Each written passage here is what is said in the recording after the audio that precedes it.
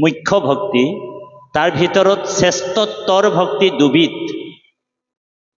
শ্ৰৱণম কীৰ্তনম বিষ্ণু স্মৰণম অৰ্চনম বন্দনম দাস্য সাক্ষ্য আত্মনিবেদনম বিষ্ণু ভক্তি ছে নৱলক্ষণ। 9বিধ ভক্তিৰ ভিতৰত একেবাৰে শ্ৰেষ্ঠতম ভক্তি হৈছে শ্ৰৱণ আৰু কীৰ্তন।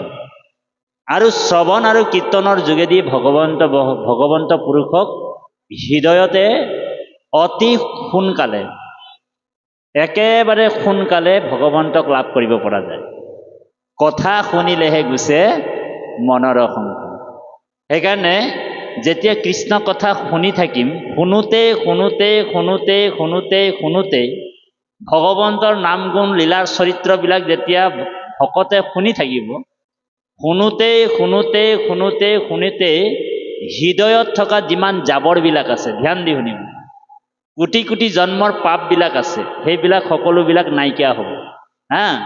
সেইকাৰণে আমাৰ নামঘোষাত মহাপুৰুষ গুৰুজনা, আমাৰ দ্বিতীয় গুৰু স্বৰূপ মহাপুৰুষ গুৰুজনাৰ প্ৰপন্ন শিষ্য মহাপুৰুষ মাধৱদেৱে ঘোষাত লিখিছে যে কৰ্ণপথে ভকতৰ হিয়াত প্ৰৱেশী হৰি দুৰ্বাসনা সৰে সমস্তৰ জলৰ যতেক মল যেহেন শৰতকালে স্বভাৱত নিৰ্মল হোৱা প্ৰবিষ্টয়ম কাৰণে ৰন্ধেন স্নানং ভাৱ সৰুৰুহম ধুনুতি সমলম কৃষ্ণ সলিলৈস্য যথা শৰত। বুজি পাইছেনে? যেনেকৈ শৰৎ কালত স্বভাৱতেই নিৰ্মল হৈ যায়, হয়নে? জলবিলাক চাব ফটফটীয়া হৈ যায়, ভেকুলী এটা পৰি থাকে, পাত এখিলা পৰি থাকিলেও চকুৰে চাব পৰা হৈ যায়। ঠিক আমাৰ হৃদয়ত যেতিয়া ভগৱন্তৰ কথা আমি শুনিম, শ্ৰৱণ কৰিম, সেইকাৰণে শ্ৰৱণৰ মাহাত্ম্যটো বেছি আছে। শ্ৰৱণ আৰু কীৰ্তন, এই শ্ৰৱণ আৰু কীৰ্তন ভক্তিটো কৰিবলৈ কৈছে, হয়নে বাৰু? কাৰ শ্ৰৱণ কীৰ্তন কৰিবলৈ কৈছে? প্ৰভু ভগৱন্তৰ গুণনাম যশ কীৰ্তন, হয়নে বাৰু? আৰু এই যেতিয়া শ্ৰৱণ আৰু কীৰ্তনটো আমাৰ নিৰন্তৰ কৰি থাকিম, নিৰন্তৰ দেই, বোলে আজি ভাগৱত কৰিলোঁ এদিন দুদিন, তাৰপিছত আৰু বন্ধ কৰি দিলে নহ'ব। পিবতম ভাগৱতম ৰসমালয়ম মুহুৰহু ৰসিকা ভুবি ভাবুকা। ভাগৱতৰ বেদব্যাসে মংগলাচৰণ শ্লোকত কৈছে পিবতম ভাগৱতম ৰসমালয়ম। আলয়ম মানে যেতিয়ালৈকে প্ৰাণটো শৰীৰত আছে তেতিয়ালৈকে পাণ কৰিব কৈছে, পিবলৈ কৈছে, ভাগৱত শুনিবলৈ কৈছে। বোলে আজি ভাগৱত শুনিলোঁ, কাইলৈৰ পৰা আৰু বন্ধ কৰি দিবলৈ কোৱা নাই আমাক। তাৰমানে প্ৰাণটো যেতিয়ালৈকে শৰীৰত থাকিব তেতিয়ালৈকে আমি শ্ৰৱণ আৰু কীৰ্তন কৰিব লাগিব। এই কথাটোকে ইয়াতে কৈছে উদ্ধৱক যে ভগৱন্তৰ কথা যেতিয়া আমি শুনিম, কৃষ্ণ কথা যেতিয়া আমি শুনিম, ভগৱানৰ কথা যেতিয়া শুনোতে শুনোতে শুনোতে শুনোতে শুনোতে কৰ্ণপথে ভকতৰ হিয়াত প্ৰৱেশী হৰি, হয়নে? দুৰ্বাসনা সৰে সমস্তৰ, কোটি কোটি জন্মৰ যিবিলাক পাপ আছে, দুৰ্বাসনা আছে, সেইবিলাকৰ নাইকিয়া হৈ যাব, চফা হৈ যাব। তেতিয়া আমাৰ হৃদয়ত যে পৰমাত্মা ভগৱন্ত বিদ্যমান হৈ আছে, এই কথাটো আপুনি মই উপলব্ধি বা অনুভৱ কৰিব পাৰিম। বুজি পাইছেনে? সেই কথাটো কেতিয়া উপলব্ধি হ'ব? যেতিয়া আমি কৃষ্ণ কথা শ্ৰৱণ কৰিম, কৃষ্ণ কথা শুনিম। সেইকাৰণে কৃষ্ণ কথাৰ লগত পাৰ্থক্য নাই, বা কৃষ্ণৰ নামটো কৃষ্ণৰ লগত বেলেগ নহয়। যেই নাম সেই হৰি ভজানিষ্ট কৰি আপোন নামৰ সংগ নচাৰন্ত হৰি। নাম আৰু ভগৱন্তৰ মাজত পাৰ্থক্য নাই। ঠিক ভাগৱতৰ কথা, এই শব্দময় বিগ্ৰহ, এই ব্ৰহ্ম অক্ষৰবিলাক, অক্ষৰ মানে অবিনাশী, এই শব্দময় অক্ষৰবিলাক, অবিনাশী শব্দবিলাক সাক্ষাৎ ভগৱানে হয়।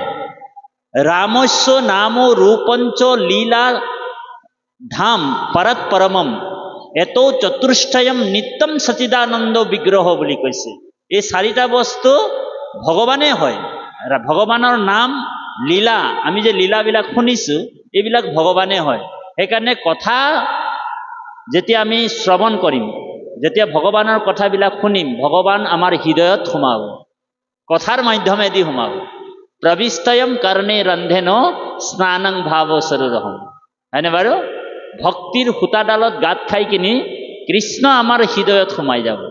আৰু যেতিয়া হৃদয়ত যেতিয়া আমি ভগৱন্ত কথাৰূপী ভগৱন্ত সোমাই যাব, তেতিয়া আমাৰ যিমান পাপবিলাক আছে চব দূৰ যেতিয়া হৈ যাব, তেতিয়া পৰমাত্মা আমাৰ হৃদয়ত আছে এই কথাটো আমাৰ উপলব্ধি হ'ব। তাৰ উদাহৰণ এটা দি দিব লাগিব। যেনেকৈ কোনোবা এজন মানুহৰ কুকুৰিকণা বেমাৰ আছে, কুকুৰিকণা বেমাৰ গধূলি গধূলি নেদেখা, গধূলি গধূলি নেদেখা বেমাৰ, নেদেখা বেমাৰ এটা আছেনে? গধূলি সময়ত নেদেখে, চকুৰে নেদেখে, হয়নে? এই কুকুৰিকণা বেমাৰটো যদি কাৰোবাৰ আছে, তেওঁ যদি অঞ্জন লগায়, ডেইলি যদি অঞ্জন লগাবলৈ আৰম্ভ কৰি দিয়ে, অঞ্জন লগাওঁতে লগাওঁতে লগাওঁতে তেওঁ আগৰ দৰে তেওঁ চাব পৰা হৈ যাব, দেখিব পৰা হৈ যাব। বুজি পাইছেনে? ঠিক ভগৱন্তৰ কথা শুনোতে শুনোতে শুনোতে আমাৰ হৃদয়ত পৰমাত্মা আছে, হয়নে বাৰু? সেইকাৰণে গীতাত অৰ্জুনক কৈছে, হে অৰ্জুন, মই সকলোৰ হৃদয়ত আছো। ক'ত আছো? হৃদয়ত আছো। সৰ্বস্ব চাহং হৃদয় সন্নিবিষ্ট, মই সকলোৰ হৃদয়তে আছো। কম বেছি পৰিমাণে নহয়, বোলে মধুপুৰ সত্ৰত ভগৱানটো 100% আছে, হয়নে? আমাৰ কুৰ্চাকাঠি সত্ৰত বোলে ভগৱানটো 20% আছে, এনেকুৱা কোনো কথা নাথাকে, হয়নে বাৰু? ভগৱন্ত পৰিপূৰ্ণৰূপে সমস্ত ভূততে বিৰাজমান হৈ আছে, সমানভাৱে আছে। এই সমস্ত ভূততে মই, সমস্ত ভূততে আছো মই হৰি, সবাকো মানিবা তুমি বিষ্ণু বুদ্ধি কৰি বুলি কৈছে। আৰু সকলো প্ৰাণীৰ মই আত্মা অন্তৰ্যামী বুলি কৈছে। শুভাশুভ ফলদাতা সাক্ষী ৰূপে স্বামী, মই সাক্ষী ৰূপে সকলোৰ হৃদয়তে আছো। সেইকাৰণে ভগৱানক আপুনি মই বিচাৰি বাহিৰলৈ যাব কোৱা নাই আমাৰ গুৰুজনাই। আত্মা ঈশ্বৰক লাগ প্ৰত্যক্ষ সততে পায়, নপায় তাংক জানা অবিদ্যাত, অবিদ্যা নাখিলে সাক্ষাতে কৃষ্ণক পায়, কণ্ঠলগ্ন বস্তুক সাক্ষাতে, হয়নে প্ৰভু? গতিকে এই শ্ৰৱণ কীৰ্তন ধৰ্মটো আমাক কৈছে, মানে উদ্ধৱৰ যোগেদি আমাক কৈছে যে শ্ৰৱণ কীৰ্তন ধৰ্মটো তোমালোক কিন্তু এৰি নিদিবা। আৰু শ্ৰৱণ কীৰ্তন য'ত থাকিব তাত কলিৰ প্ৰৱেশো হ'ব নেকি? তাত কলিয়ে সোমাবই নোৱাৰে। সেইকাৰণে য'ত শ্ৰৱণ কীৰ্তন হ'ব তাত কলিৰ প্ৰৱেশ নাই। সেইকাৰণে কলিযুগৰ শ্ৰেষ্ঠ ধৰ্মটো কি? শ্ৰৱণ আৰু কীৰ্তন বুলি কোৱা হৈছে। গতিকে এই কথাটোকে ইয়াতে কৈছে যে হে উদ্ধৱ, শ্ৰৱণ কীৰ্তন প্ৰৱতায়া থাকা তুমি, ভকতি নভৈলে ভূমি যাইবে ৰখাতল, মোৰ আজ্ঞা পালি ৰখি উক মহাবল, কিন্তু ঐক্য নাথাকিবা কহিলো প্ৰকটি, মুক্ত চিত্ত দিয়া ফুৰা পৃথিৱী প্ৰজ্যোতি। যত দেখা শুনা মায়াময় স্বপ্নময়, যিমান তুমি দেখিছা এই জগতখন কি বুলি কৈছে? স্বপ্নময় বুলি কৈছে, মায়া। সেইকাৰণে ভকতে দুটা বস্তু বা এটাই মাত্ৰ বস্তু, মাত্ৰ চাৰিটা আছে, হয়নে বাৰু? বাকীবিলাক চব অবস্তু। অ হৰি অ ৰাম, বস্তু মাত্ৰ চাৰিটা। বস্তু মানে শব্দৰ অৰ্থ হৈছে বাস্তৱ, সত্য। কি কি বস্তু চাৰিটা? কি কি? এক হৈছে গুৰু, দেৱ, নাম আৰু ভকত। এইটোৱে হৈছে, এই চাৰিটোৱে হৈছে সত্য। এই চাৰিটা বস্তু সত্য বস্তু, হয়নে বাৰু? বাকীবিলাক সকলো অবাস্তৱ, অবস্তু। বুজি পাইছেনে? সেইকাৰণে ভগৱান কৃষ্ণই উদ্ধৱক এই চতুৰ্শ্লোকে যেতিয়া ভাগৱত ব্ৰহ্মাক দিছে, হে অবস্তুক দেখা তুমি, অবস্তুক আৱৰি, এহি হে মোহৰ মায়া জানা নিষ্ট কৰি, হয়নে বাৰু? অবস্তুক দেখাবন্ত বস্তুক আৱৰি, এহি হে মোহৰ মায়া জানা নিষ্ট কৰি। ভগৱন্ত মায়াৰ পৰা কোনে বাচিব? বোলে ভগৱন্ত মাধৱৰ অভয় চৰণে, শৰণে পখিলা যিটো কায় বাক্য মনে, ঈশ্বৰ মাধৱ তাংক কৰিলন্ত দায়া, তৰয় দুৰ্ঘুৰ ইটো ঈশ্বৰৰ মায়া। যোনে কায় বাক্য মনে, সুদৃঢ় বিশ্বাসে ভগৱন্তৰ ওচৰত শৰণাপন্ন হয়, সেইসকল ব্যক্তিহে ভগৱন্ত মায়াৰ পৰা বাচিব পাৰে। সেইকাৰণে গীতাত কৈছে 7 নম্বৰ অধ্যায়ৰ যে দৈৱী য়েষা গুণময়ী মম মায়া দূৰত্বয়া। হে অৰ্জুন, মোৰ মায়াটো বহুত ডেঞ্জাৰ মায়া, বহুত দুষ্কৰ মায়া, ইয়াক তুমি অতিক্ৰম কৰিব লাগিব। তেতিয়া অৰ্জুনে কৈছে, প্ৰভু তোমাৰ মায়াটোৰ পৰা মই কেনেকে পাৰ পাম, হয়নে বাৰু? দৈৱী এইচা গুণময়ী মম মায়া দূৰত্বয়া। এতিয়া অৰ্জুনে প্ৰশ্ন কৰিছে, প্ৰভু তোমাৰ মায়াৰ পৰা পাৰ পাবলৈ হলে কি কৰিম? তো ভগৱান কৃষ্ণই কৈছে, হে অৰ্জুন, মামেব প্ৰপদ্যন্তে মায়ামেতম তৰন্তি তে। যোনে যিবিলাক মনুষ্যই মোৰ ওচৰত কায় বাক্য মনে শৰণে পখে, সেই মানুহবিলাক মোৰ মায়াৰ পৰা নিস্তাৰ পাব পাৰে বুলি কৈছে। কেৱল ভগৱান কৃষ্ণ চৰণত, সেইকাৰণে আমি শৰণাপন্ন হ'ব লাগিব। গতিকে আমি শৰণ ল'ব লাগিব ক'ত? ভগৱন্তৰ চৰণত, হয়নে বাৰু? গতিকে শৰণ কৃষ্ণৰ চৰণত যেতিয়া আমি ল'ম, তেতিয়া আমি এই কলিৰ পৰা পৰিত্ৰাণ পাম। আৰু ভগৱন্তৰ যিটো বিষ্ণু মায়া, এইটো বিষ্ণু মায়া, এই বিষ্ণু মায়াই সকলোকে মোহিত কৰি ৰাখিছে। ধন টকা পইচা ঐশ্বৰ্য বিভূতি সকলোবিলাক মোৰকে আছো আমি, হয়নে বাৰু? মোৰ ধন, মোৰ মাটি, মোৰ বাৰী, মোৰ ল'ৰা, মোৰ ছোৱালী, অকল মোৰকে আছো, হয়নে বাৰু? আমাৰ আদিবাসী ভাষাত কৈছে, হয়নে? বোলে মোৰ ধন, মোৰ টাকা, মোৰ মাটি, মোৰ বাৰী, অকল মৰকে আছো, হয়নে প্ৰভু? আমাৰ প্ৰচাৰক ভাৱ, অকল মৰকে আছো। তো ভগৱানেও ভাবিছে এই মানুহটাতো বোলে মৰকে আছে, বোলে ইয়াকে বোলে জলদি কৰি মৰাই দিয়াটোৱে ভাল বুলি সোনকালে তাক ৬০-৭০ বছৰতে ঔহৰি ঔৰাম কৰি দিয়ে, সোনকালে মৰাই দিয়ে। মৰ তবে হলে বুলি জলদিয়ে মৰাই দিয়ে তাক, যি মৰকে থাকে। সেইকাৰণে ভকত কেতিয়াও মোৰ বুলি নকয়, বেছি মৰ বুলি নকয়। ভকতে সদায় যতে কো সুকৃতি মানে কৃষ্ণত অৰ্পিত। যিমান যি পাইছ, যত সাঞ্চা ধন ধান পুত্ৰ পৰিবাৰ, মৰিলে সংগে এক ৰতিও নযায়। মৰিলে এটা ৰতিও কোনো নিব পাৰিব নেকি? বাপ সমস্ত পাৰিবনে কোনোবা? মানুহবিলাকে অহংকাৰ কৰে, মোৰ বোলে ৪টা ল'ৰা আছে, 4টা বেটা আছে, 4টা ল'ৰা আছে, হয়নে বাৰু? নিব পাৰিব? 4টা ল'ৰা মৃত্যুৰ সময়ত 4টা ল'ৰাই ৰক্ষা কৰিব পাৰিব বাপজনক? নোৱাৰে। গতিকে সেইকাৰণে ভাগৱতে আমাক দৰ্শন দিছে যে আমি ভক্তিটোৱে সত্য বুলি মানি, সেইকাৰণে ভগৱন্ত কৈছে, যত দেখা শুনা মায়াময় স্বপ্নময়, হৰিময় দেখি দূৰ কৰা মতিভ্ৰম। সেইবিলাক সকলো ঈশ্বৰ বুলি ভাবিব। যিমান যি পাইছে আপুনি সকলো হৰি ভগৱন্তৰে হয়, মোৰ বস্তু একোৱে নাই প্ৰভু। পুত্ৰ পৰিবাৰ, সেইকাৰণে আমাৰ আজি দীপক ভকতে এই ছোৱালীজনীৰ দিনাখন কি কৰিছে? ভগৱন্তকে সকলো অৰ্পণ কৰি দিছে, হয়নে বাৰু? কিন্তু বেলেগ হলে কিছুমান মানুহে চাব, ছোৱালীজনৰ বাৰ্থডে দিনাখন কি কৰিব বাৰু? ডিজে লৈ ল'ব, হয়নে বাৰু? ডিজে এটা লগাই দিব, 10 কেজি ব্ৰইলাৰ মুৰ্গী লৈ আনিব, হয়নে বাৰু? হৰি ওৰাম কৰিব। আৰু গানটো কি লগাব? বোলে ৰাম্বা হো হো হো হো হো, ডান্স মাৰি থাকিব, হয়নে বাৰু? বাৰ্থডে মানে বাদ দিয়া, আৰু তাৰ আৰু একেবাৰে বাদ দিলে, হয়নে? এতিয়া এই কেকটো এতিয়া আমি আনিছো, সেই কেক কাটিলেহেঁতেন, কিবা কৰিলেহেঁতেন, এইবিলাক কিন্তু ব্ৰিটিছ সংস্কৃতি। আমাৰ এইটো সংস্কৃতি নহয়, ভাৰতবৰ্ষৰ সংস্কৃতি নহয়, বা কৃষ্ণ সংস্কৃতি নহয়। সেইকাৰণে আমাৰ কৃষ্ণ সংস্কৃতি এই ভাগে। আজি আমাৰ বাপজনে যে প্ৰভু ভগৱন্তৰ চৰণত, আজি যে প্ৰভু ভগৱন্তকে, হে প্ৰভু এই ছোৱালীজনী তোমাৰ কৃপাতে পাইছো, হে প্ৰভু মই তোমাকে অৰ্পণ কৰি দিছো, ছোৱালীজনীক তুমি ৰক্ষা কৰিবা, বিদ্যা শিক্ষা দিবা, ভকত বনাবা, হয়নে বাৰু? গতিকে এই যিটো আশা ভকতৰ, সেইটো আশা থাকিব লাগে। কিন্তু ভকতে আকৌ এই যিটো মানে পশ্চিমীয়া সংস্কৃতি যিটো লোৱা, এই পশ্চিমীয়া সংস্কৃতিটো আমাৰ সংস্কৃতি নহয়।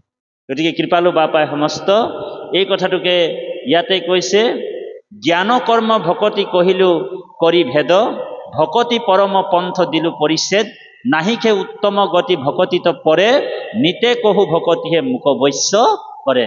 জ্ঞান আৰু কৰ্ম, জ্ঞান মাৰ্গ 3টা আছে। যদিও ভগৱন্তই কৈছে যে বেদত 3টা মাৰ্গৰ কথা কৈছে, জ্ঞান মাৰ্গ, কৰ্ম মাৰ্গ আৰু ভক্তি মাৰ্গ। জ্ঞান মাৰ্গত অষ্টাংগ যোগ, সিদ্ধসকলে সাধন যিসকলে কৰে, সেইসকল অষ্টাংগ যোগৰ জ্ঞানৰ যোগেদি সেই পৰম ব্ৰহ্ম পৰমাত্মাক হৃদয়ত ধাৰণ কৰি ল'ব পাৰে। তথাপিও ভগৱন্তক জানিবহে পাৰে, কিন্তু লাভ কৰিব নোৱাৰে। হৰি ৰাম। ভগৱন্তৰ বিষয়ে জ্ঞানীসকলে জানিব পাৰে, কিন্তু লাভ কৰিব নোৱাৰে। লাভ কৰা একমাত্ৰ উপায় হৈছে ভকত। এই কথাটোকে ভগৱান কৃষ্ণই কৈছে। আৰু কৰ্ম মাৰ্গ আছে, যাগ যজ্ঞ পূজা পাতল। এতিয়া যে আমি যে কৰ্ম মাৰ্গ কৰি আছো, যাগ যজ্ঞ পূজা পাতল কৰিছো, হয়নে? আমাৰ আদিবাসী আমাৰ মানুহবিলাকো 12 মাহত আমাৰ 13টা পূজা আমিও কৰিছিলো, আগত নজানি কৰিছিলো, শাস্ত্ৰৰ কথা নজনাৰ কাৰণে এইবিলাক কৰ্ম মাৰ্গত আছিলো, কৰ্মকাণ্ড মাৰ্গ। সেই কৰ্মকাণ্ডত যাগ যজ্ঞ পূজা পাতল, বলি বিধান একদম বেদব্যাসে এইবিলাক ৰচনা কৰিছে, বেদত উল্লেখ আছে জাগাই জাগাই। যজ্ঞে ৰিষ্টে, ভাগৱত গীতাত আছে, যজ্ঞে ৰিষ্টে স্বৰ্গগতিম পাർത്থায়ন্তে ত্যক্তম ভুক্তম স্বৰ্গলোক বিশালম ক্ষীণম পুণ্য, যেতিয়া পুণ্য আদায় মৃত্যু লোকে বসন্ত। আকৌ ঢকা মাৰি সেই দেৱ দেৱীবিলাকে সেই মানুহটোক, সেই জীৱটোক নৰকত পেলাই দিয়ে। ঔ হৰি ঔ ৰাম। সেইকাৰণে যি জ্ঞান মাৰ্গত আৰু কৰ্ম মাৰ্গত মানে যদিও পথবিলাক আছে, তথাপিও ভকতে একেবাৰে সহজ পথটোক লয়, যিটো সুগম পথ, যি বেদৰ গুপুত ধন, যিটো বিত্ত নাৰায়ণ বুলি কৈছে। বেদৰ গুপুত বিত্ত নাৰায়ণ, যি ব্ৰহ্মাই 4খন মুখেৰে 3বাৰ প্ৰমাণ কৰি পাইছে। কি বুলি? না ঋগু ৰা যৰ্জু সামে ইয়া পৰিকৃতিতা অথৰ্বে ন মুনিও বদন্তি নাৰায়ণ। এই নাৰায়ণ নামটো ক'ত পালে? ব্ৰহ্মাই 4বাৰ প্ৰমাণ কৰি পালে বোলে বেদত বোলে বেলেগ বস্তু নাই। বেদত কি আছে? অকল নামহে আছে, নামৰ বাহিৰে বেদে একো কোৱা নাই। সেইকাৰণে মহাপুৰুষ মাধৱদেৱে কৈছে সকলোৱে গাব, আৰু আমাৰ পৰম শ্ৰদ্ধাৰ বাপজনে ব্যাখ্যা কৰিব, আপোনালোক শ্ৰৱণ কৰিব। তাৰপিছত মাজে মাজে আমিও কৰি কৰি যাম, সময়ৰ প্ৰতি লক্ষ্য ৰাখি আমাৰ বাপজনে কৰিব। সকলোৱে গাব। এ চাৰিও বেদৰ 4 অক্ষৰ, এ সাৰ কাঢ়ি আনি ব্ৰহ্মাদেৱ, সকলোৱে গাব, এ বেকত কৰিয়া থৈলা নাৰায়ণ বাণী।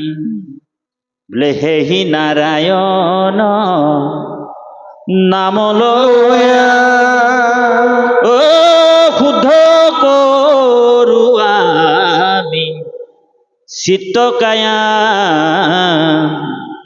এ হৰি সন্তোষৰ কাৰণ আনন জানি। ৰাম হৰি সন্তোষৰ কাৰণ আনন জানি। সেইকাৰণে ভক্তিত উত্তম পথ বুলি কৈছে, ভক্তি মাৰ্গতে ভগৱন্ত তুষ্ট হয় বুলি কৈছে। এইবিলাক যদি আমি কৰ্ম মাৰ্গত যদি থাকোঁ, কষ্টকৰ মাৰ্গ। সেইকাৰণে ধৰি লওক ধুবুৰী জিলাত আহিবৰ কাৰণে এটা ধৰি লওক বাইপাছ ৰোড আছে, এটা টাউনীয়া পথ আছে। টাউনীয়া পথত যদি আপুনি সোমাই যায় গাড়ীখন, তেনেহ'লে কি হ'ব? 2টা ৰাস্তা কিন্তু এক জেগাত মিল হৈ গৈছে, হয় নে বাৰু?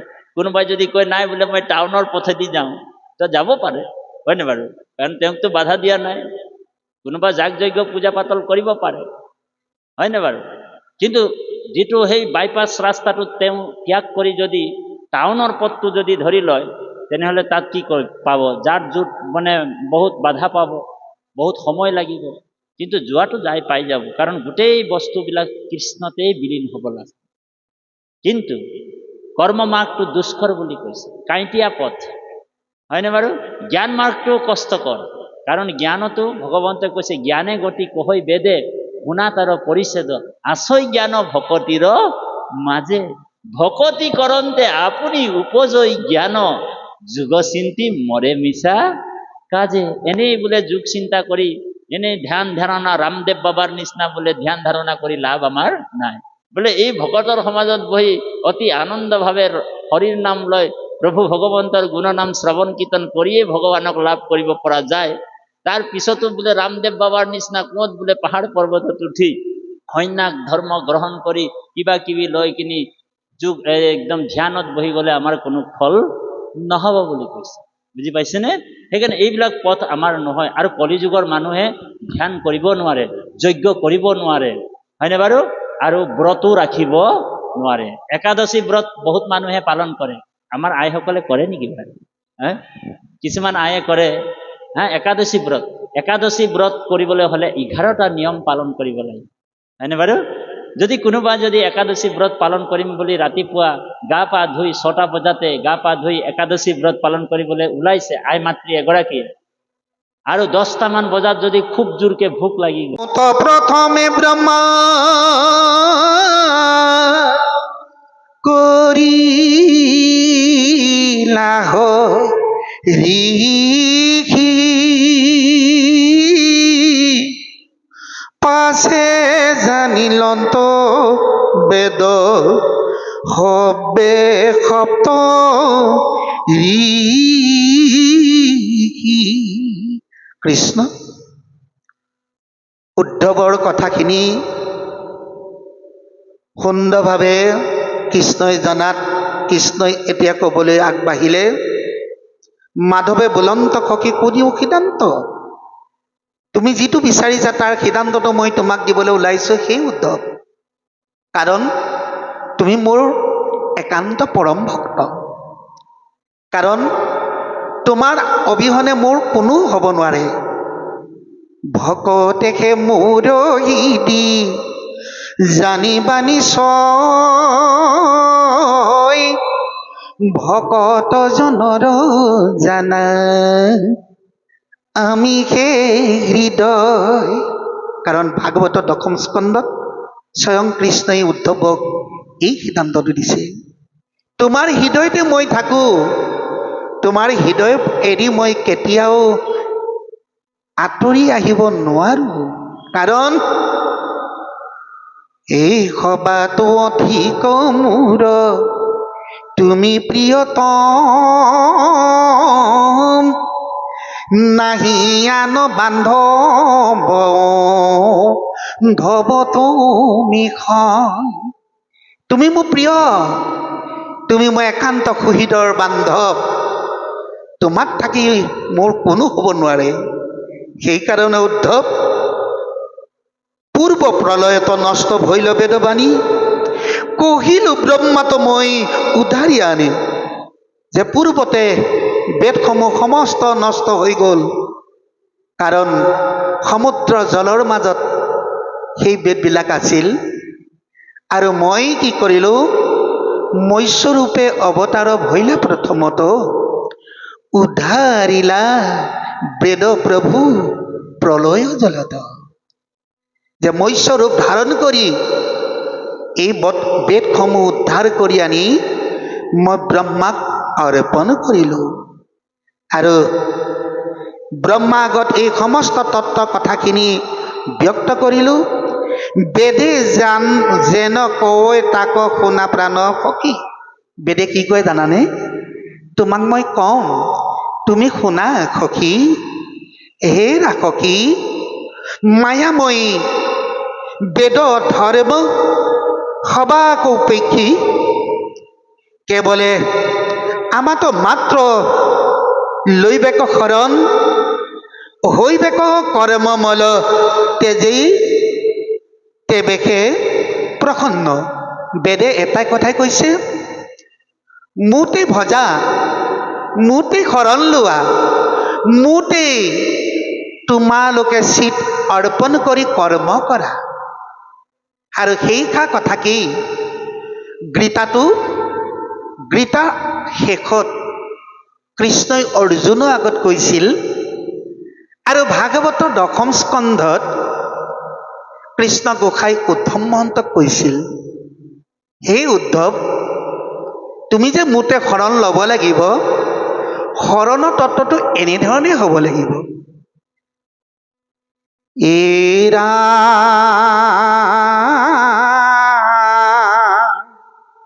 শুনিও কখৰে বজন, শুনিও কখৰে বজন কৃষ্ণৰ চৰিত, অ আতপৰে আন পুণ্য নাহিকে কলিত, অ শুনা সভাসদ পদ ভাগৱত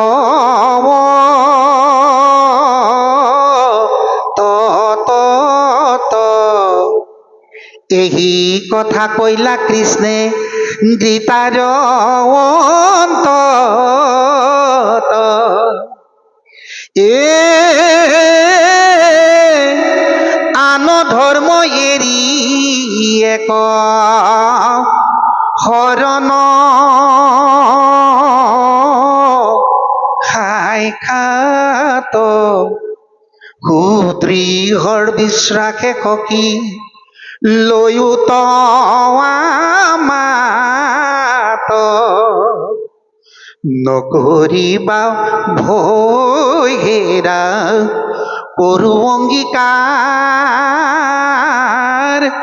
সমস্ত পাপতে মই কৰিব নিস্তাৰ অৰ্জুনত গীতাত তহন্ত হৰি তত ঈশ্বৰ কৃষ্ণৰ গুণ শুনা সৰ্বমত চাৰি বেদ ৰামায়ণ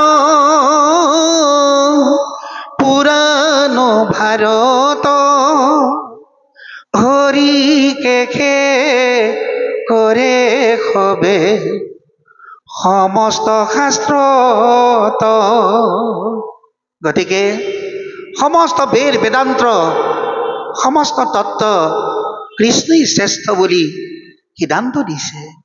হে সখী, তোমাক মই কলো এই সমস্ত তত্ত্ব, পিছে এটা কথা সখী, শ্ৰৱণ কীৰ্তনে আৰু বৈকুণ্ঠ যাই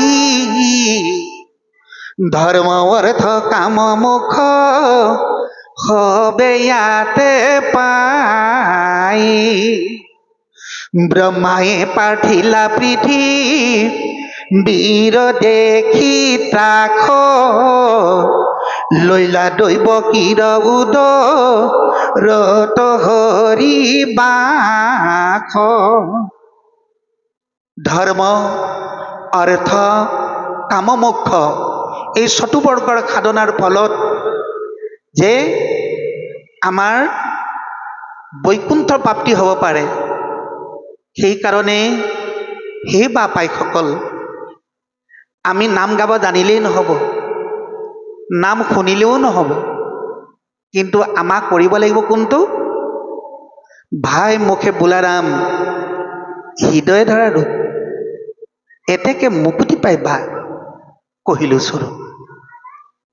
আৰু একেটা কথাকে প্ৰহ্লাদ চৰিত্ৰত নৃসিংহই প্ৰহ্লাদক কৈছে, প্ৰহ্লাদ বৈষ্ণৱ সদায় শুনিবা মোৰ কথা, মোৰ ৰূপ হৃদয়ত চিন্তিবা সৰ্বথা, কীৰ্তনে পলাইবে পাপছয় ভোগভুঞ্জি পুণ্যক্ষয় ক্ষয়। এতিয়া আমি নাম গাব লাগিব, নাম গোৱা সময়টোত ভগৱন্তৰ ৰূপটো হৃদয়লৈ আনিব লাগিব, ভগৱন্তৰ চৰণৰ পৰা মস্তকলৈ, মস্তকৰ পৰা চৰণলৈ ৰূপ ধ্যান কৰি আমি নাম গাব লাগিব। আৰু কি কৰিব লাগিব? গৃহৰ আচাৰ ধৰ্ম সততে পালন কৰিব লাগিব। যিখন গৃহত নাথাকিব আচাৰ ধৰ্ম, সেহি গৃহে পাপ হয় পৰ্বত আকাৰ। ভাগৱত দ্বাদশ স্কন্ধত গুৰুজনাই সিদ্ধান্ত দিছে। আচাৰ ধৰ্ম, নিত্য নৈমিত্তিকন সদাচাৰ, এইখিনি থাকিব লাগিব আৰু নিজৰ আচৰণখিনি থাকিব লাগিব।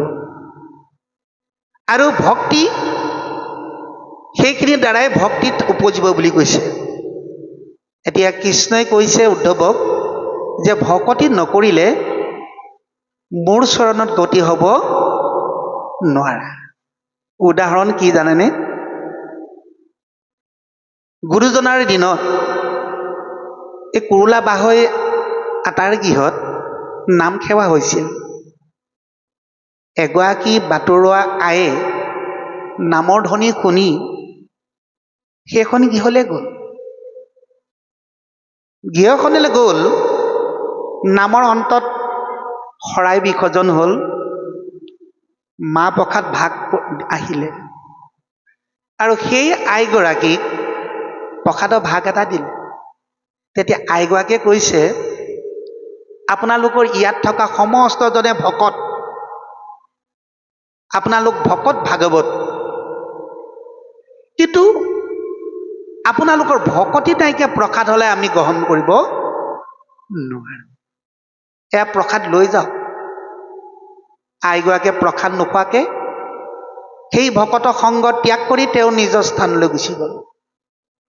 পিছদিনাখনি গুৰুজনাৰ ওচৰত নিবেদন জনাই আটাসমূহে, পুৰুলা বাহৈ, জয়ন্ত আটা ইত্যাদি ইত্যাদি সেই আটাসকলে গুৰুজনাৰ ওচৰত সেৱা নিবেদন কৰি ক'লে, যোৱাকালি নামখাৱত এগৰাকী পোহাৰীয়ে অৰ্থাৎ বাটৰুৱাই যে আমাক সকলোকে ভকত বুলি ক'লে, ভকতি নাইকিয়া প্ৰসাদ গ্ৰহণ নকৰোঁ বুলি ক'লে, তেওঁ প্ৰসাদ নাখালে, গুচি গ'ল। এতিয়া ভকতিনো কি বাপ কৃপালো, দয়া কৰি কওকচোন আমাক। তেতিয়া গুৰুজনাই ক'লে, ভকতি তত্ত্বৰ ৰহস্যটো মই নেজানো ইয়াৰ উত্তৰ দিবলৈ। মাধৱ আজি গৃহতে আছে, মাধৱেহে উত্তৰটো দিব। মাধৱৰ ঘৰলৈকে যাওকচোন। আটাসকল গ'ল মাধৱৰ ঘৰলৈ। মাধৱে দেখা পাইছে যে ভকত আহিছে আমাৰ ঘৰলৈ। দেখা পোৱাৰ লগে লগে সৰ্বপ্ৰথমে ভকতক ক'ত বহুৱাব, প্ৰথম জেগাডোখৰ নিক কৰি লৈছে। মোচা কোচা কৰি, লিপা কোচা কৰি তাতে আসন পাৰি থয়।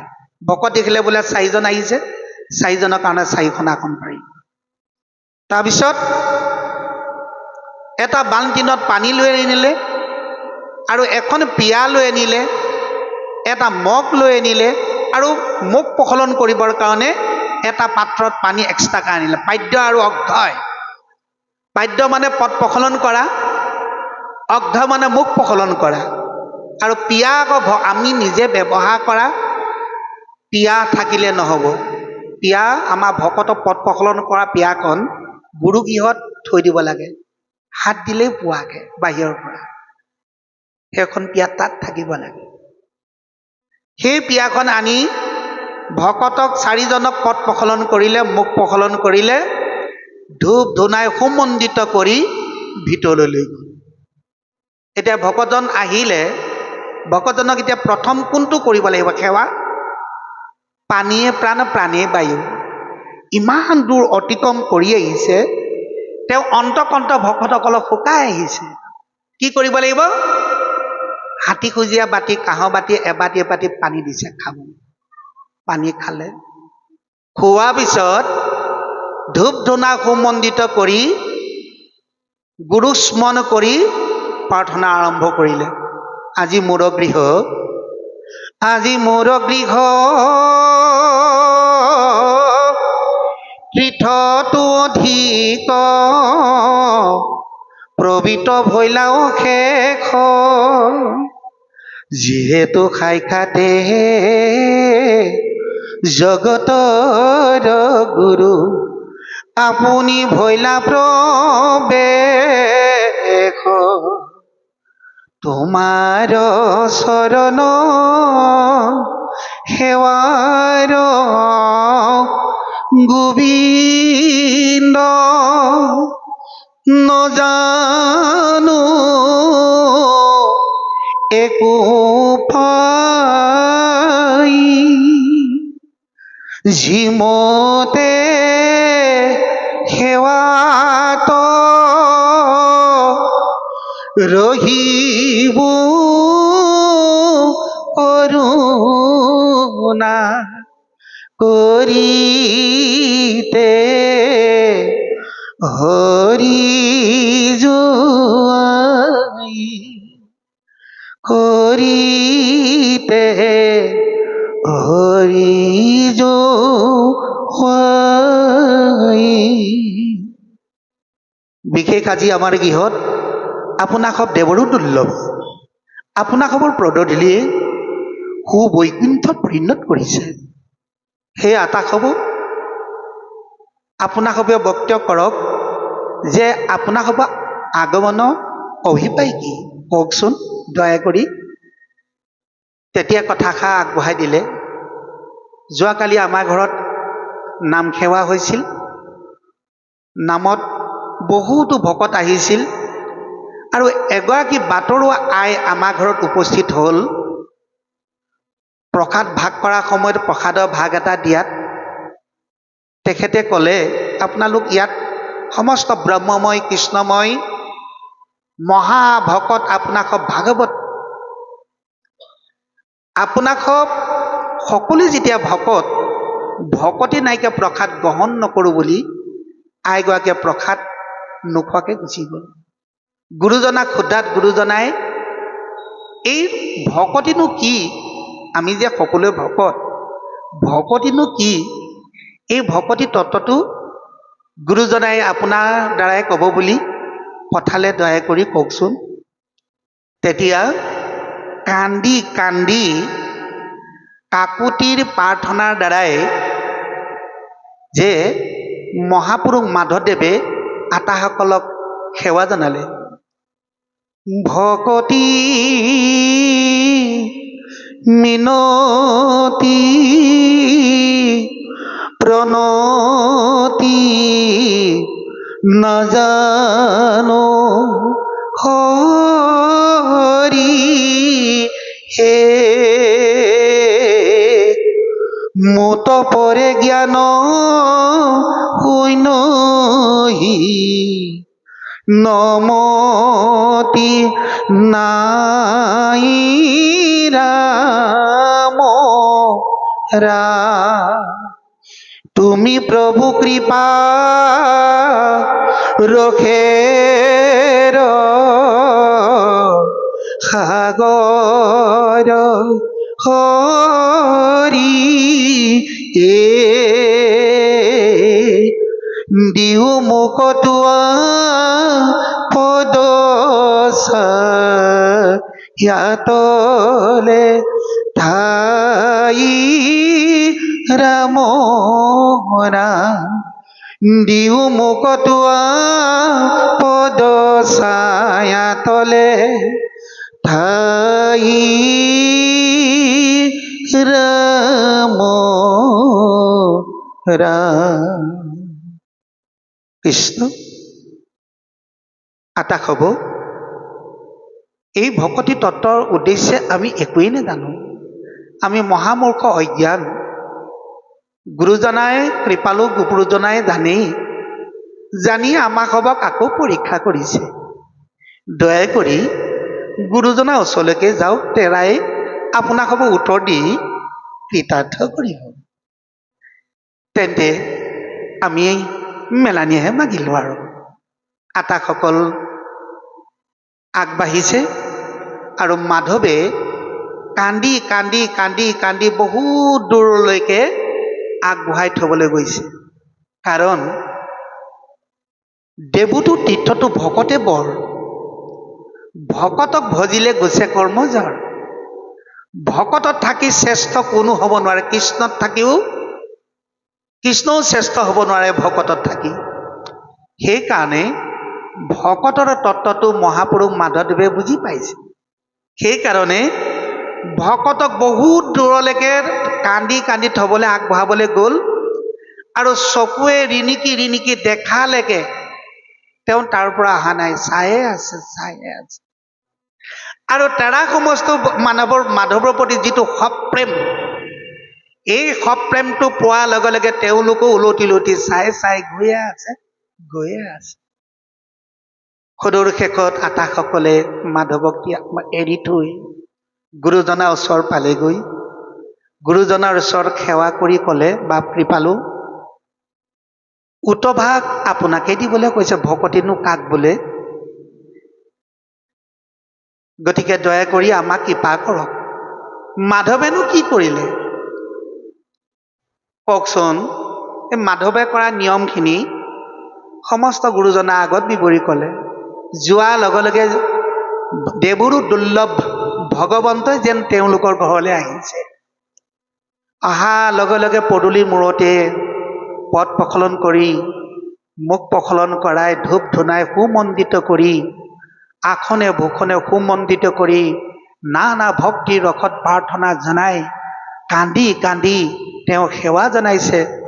আৰু আমি তেখেতক ভকতি তত্ত্ব কোৱা কথাত তেওঁ বোলে আপোনাক ওচৰলৈকে পঠাই দিছে।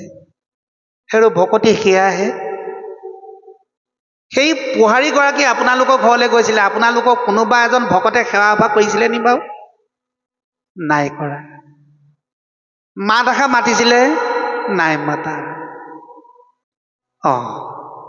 তাৰপিছত আসন এখন বহিবলৈ দিয়া হৈছিলেনে? নাই দিয়া। কাৰণ তেওঁ কাপোৰ কানিখিনি লেতেৰা যে, তাৰমানে দেখি বেয়া পালে ন। গতিকে আপোনাসৱে যদি তেওঁক বহিবলৈ আসন এখন দিলেহেঁতেন, সেৱা সভা কৰিলেহেঁতেন, সেইটো মই নথকা জেগা ক'তো নাই। সমস্ত ভূততে ব্যাপী আছো মই।